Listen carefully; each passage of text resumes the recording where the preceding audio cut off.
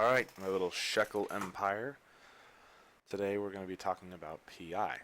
And with PI, there's a couple things that you need to know. One of them is that you should probably train Galente Industrial so that you can use the Epithel, which is a nice little ship that will haul a shit ton, a metric shit ton of PI materials. It's got a 63,000 planetary commodities bay, which helps you move all the stuff from either your tower or the station to your POCOs, which we're in the process of taking right now. So, you should get that ship for whatever your character you're planning on using for this. Alright, as you can see right now, I'm actually in that ship, and I'm going to use it. So, I'm going to show a couple of things with setting up a regular planet or a harvester planet. You have harvester planets and you have factory planets. Harvester planets take the PI directly off the planet and turn them into a tier 2 planetary material. So you'll take that material and then you can bring that back to the station and sell it, or you can use it again on a factory planet to make a tier 2 to tier 3 material. So look at my gas planet right now, because gas planets produce oxygen, or a lot of oxygen, which is used in every single tower in the game, so there's always a demand for it.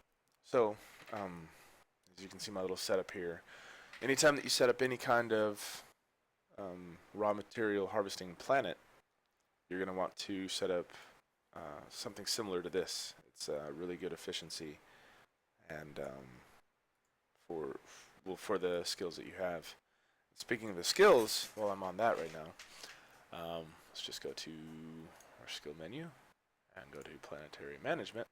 If you're going to want to do this, then you're really going to want to train command center upgrades to 4 and interplanetary consolidation to 4. What this is going to allow you to do is interplanetary consolidation will allow you to set up 5 planets at level 4, and command center upgrades will allow you to get a really decent amount of power grid and CPU out of it, which is what I have on this character right now. Like I said, this is a very optimized setup, and it's worked out pretty well for me. So, when you're setting these up, you're going to want to put a spaceport down first. And around the spaceport, you're going to be putting a basic industry facility. Around 8 to 9 of these, because the planets that are here in Vestuve will be able to support that amount of that amount of factories running. So you can see what we're running right here is noble gas. There's a shit ton in the areas that we are. As you can see, you can narrow down a search looking for the hotspots. So we found that our hotspots are around this area. That's when I set this up. You do that with the scanner. So I picked the material I wanted. I wanted noble gas because I wanted to use noble gas to make oxygen. And after I've done that, I set the spaceport down near just near a site. On gas planets, you got to put everything really close together, because it takes a lot of power grid and CPU to actually run these links to the next item. As you can see, I'm dragging that over a distance. You're going to eat up a lot of power grid just by having a really short link. Like right here, it's showing 135 megawatts. If we switch over to a lava planet, which is a much smaller planet, you can see that if you create a link, that same little distance that I was seeing proportionately on the gas planet, at 135 megawatts, will actually span a greater distance on a smaller planet, obviously.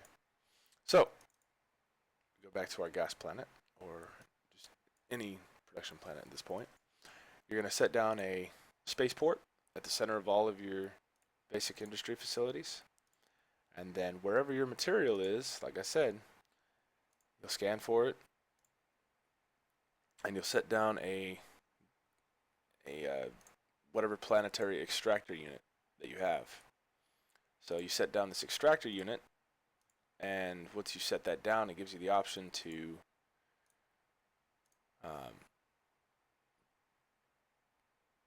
harvest PI from the planet. So you're going to want to select all 8 head counts, and you'll position these head counts, or these head units, around the hotspots to optimize your per hour units. So you're going to want to stay around 52,000 units per hour to maintain this many refineries. So we can take these heads and we move them around. We notice that that per hour starts to change based on where it is on the planet. So we can see, we can try and optimize this. And we started at 52. We want to keep it around 52, 53, or just above 50, honestly. And I'm going to keep it at that right now. We're going to set the extraction area size to a day, and or the program length to a day and 15 minutes, or around a day, because the less that you have to worry about it, the easier this is for you. You just come back and touch this once a day to turn these programs back on. So I install the program, and it's gonna have to submit before I do anything here. I have to submit, install the program. Now when you first set up the site, these harvesters take 15 minutes per cycle, and you're gonna have to wait on these. You're gonna have to wait to do the setup for these industry facilities until that first 15-minute cycle. So you got the extractor control unit set up, and you're going to create a link from there to your spaceport. Now, like I showed on my lava planet, the extractor does not have to be near the spaceport. It just goes to the hotspots on the planet. Here I'm harvesting heavy metals, and I just found the hotspots and moved the extractor over to it. After I've depleted this area of the planet right here, I'm just going to move the extractor over to this side and harvest these hotspots right here. So the extractor you'll have to move around every 3 weeks or so, because you eventually deplete that area. It's like an asteroid belt. Eventually you actually deplete the asteroid belt. So you set up the link, and then you have to go to the actual extractor itself, and in the products menu on the extractor, it's telling you what it's going to be producing, and you have to create a route for it. So you'll right click on that, or you'll click on that, and then right here it would say create route. Right now my route's already set up. After you click create route, it'll have you click on a place for that route, for that stuff to be routed to. So at that point you click on the spaceport itself. So you just click on that and then press create route again. So after that you hit submit again, and it will start sending everything that it extracts from the extractor to the spaceport. So at this point, that's where you have to wait 15 minutes, because the materials have to be in here in the spaceport for you to route them to each one of these facilities. So that 15 minutes goes by, and now you have, well, it would be heavy metals in this case coming from the extractor. And you would do the same thing. You would go into the storage and you create route to each facility. And you have to go one facility at a time. You'll click on the facility, create route. Right now, this facility is set up for building with heavy metals, not toxic metals, which is what you build with heavy metals. So that's why it's giving me that error. In order to actually route the material to the industry facility, you have to install a schematic into it. So in this planet's case, I'm trying to build toxic metals, which is what's installed into it right now. So you'll install that program into the facility, and then it will show this on its products table. So every hour or every 30 minutes, it's going to produce 20 of this material.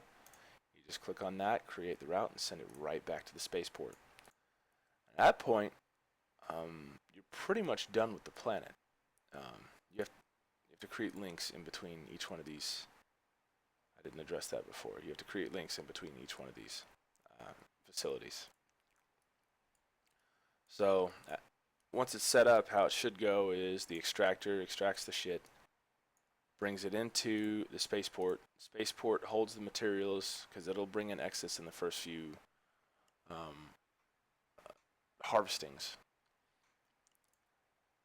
So it brings in materials to the spaceport. The spaceport moves the base materials to the refineries. The refineries refine the items and send the refined items back to the spaceport. Every day or so, you should produce about 7 to 8,000 of your Tier 2 planetary interaction material. So, when you're out in space, you're able to open up your planetary colonies tab, which can be accessed from the EvE symbol weird shit that CCP decided to fucking add in here. And you go down to business and planetary colonies. I drag this off to the right side, or off to the menu on the left side, so I don't have to keep looking for it. So I just click it open, and from there, when I'm out in space, I can right click on there, go down to Customs Office, and access the Customs Office itself. Right now, I've got that material in there. I can't pull it over right now because it's owned by Shadow Cartel, which we're fixing right now. So that'll get fixed. But you would just, every 3 days or so, you'll actually fill up the spaceport. So you'll have to move the refined materials to the actual customs office. As you can see, per day, you're producing about 2,800 M3 worth of materials. So you'll move that up into the customs office, which holds 35,000 M3. When you get back to the epithel, or when you get the ship, the epithel, it has 63,000 M3. So you can load up almost 2 planets worth of PI, or 2 customs offices full of PI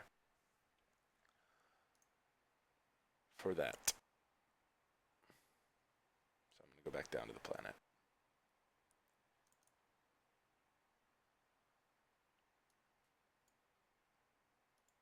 Actually, there's really no reason to. So that's a basic refinery planet. Before you're actually able to set all of this up on the planet itself, you have to place a command center. And the command centers are planet-based. So in this case, I wanted to set up for a lava planet. I needed to get a lava command center, which are usually on the market, seeded by NPCs. There's a station 2 jumps from Vestuve that has that seeds those, that seeds all the command centers.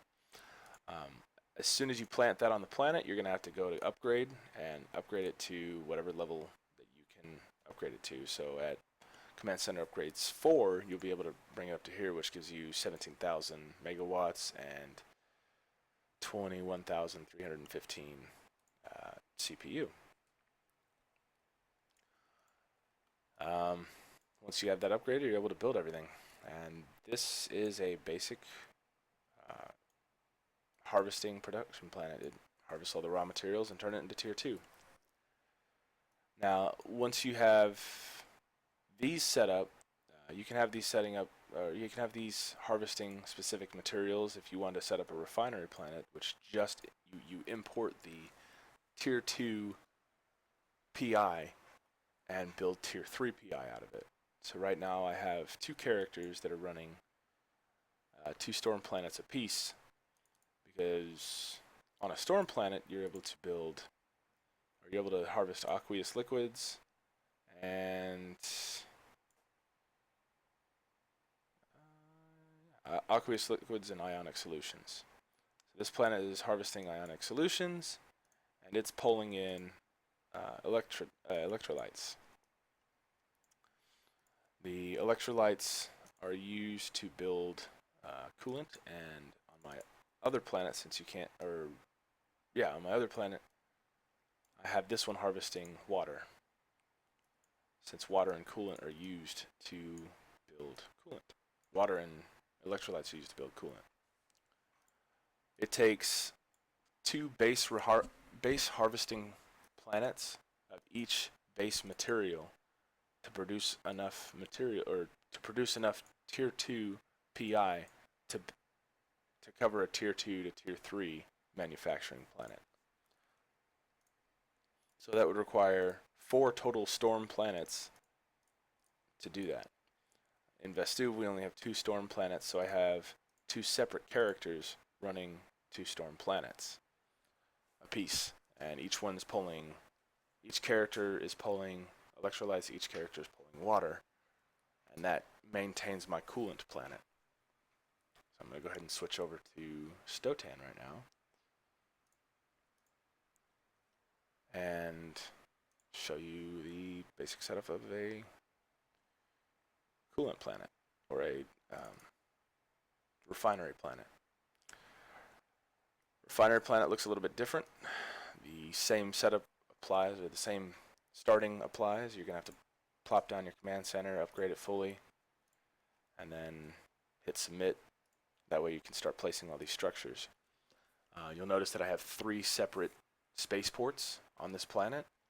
This is due to the fact that I'm importing 2 base materials and refining them in each refinery, and then exporting the tier 3 material, which is coolant.